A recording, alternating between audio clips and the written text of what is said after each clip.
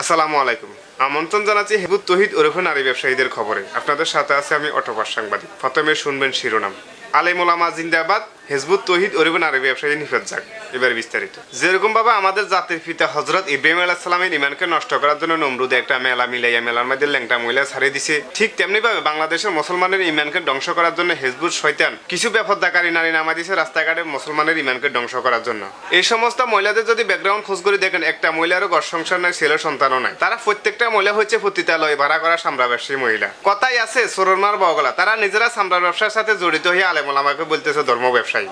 আল্লাহ পাক রব্বুল আলামিন নারীর অধিকার দিছে সবচাইতে বেশি। সেই অধিকারকে কমিয়ে সমান অধিকারের নামে হিজবুত তৌহিদেরা রাস্তাঘাটে মহিলাদেরকে বেপরদাভাবে নামায় দিয়ে তারা নিজেরা তো দর্শন করতেছে অন্যকে দর্শন করার সুযোগ করে দিতেছে।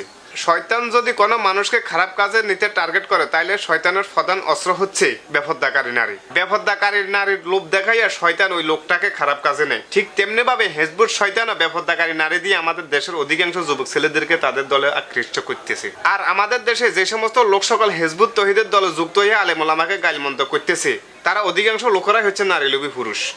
হিজবুত টয়লেট ধরো, হিজবুত শয়তান না, ও হিজবুত তৌহিদ। হিজবুত তৌহিদ এমন একটা ফেতনা লোক যেটা পৃথিবীর ইতিহাসে কোনো জায়গায় লেখা নাই যে নারীকে সামনে দিয়ে পুরুষ পিছনে জামাত করে নামাজ পড়বো, কিন্তু হিজবুত শয়তান সেটাই বাইর করেছে। নারীকে সামনে দিয়ে পিছনে পুরুষ দাঁড়াইয়া জামাত করে নামাজ পড়তেছে। এটা কি নামাজের কাতার পরে? প্রিয় দর্শক, আপনারা ভিডিওটা যদি দেখেন তাহলে বুঝতে পারবেন। ভিডিওটা আপনারা দেখিয়ে আসেন। আল্লাহু আকবার, আল্লাহু আকবার, আল্লাহু আকবার, আল্লাহু আকবার, আল্লাহু আকবার, আল্লাহু আকবার। বরঞ্চ এটা নামাজ পড়া নয়, নামাজের প্রতি অসম্মান করা।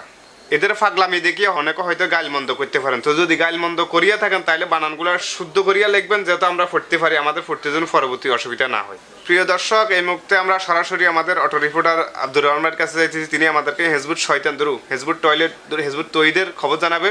হ্যাঁ আব্দুর রহমান ভাই, আপনি আমাদেরকে হিজবুত তৌহিদের খবর বলেন।